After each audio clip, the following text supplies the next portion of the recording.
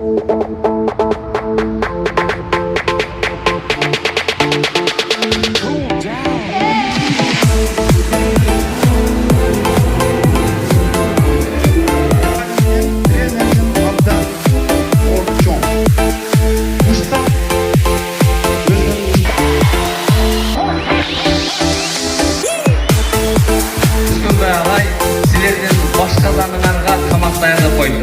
ушул эң улуу Өскөнбай агай баш болгондо командага ыраазычылык билдирип кетем. Ош Премьер-лигасынын атынан, анткени биздин Ош облусундагы,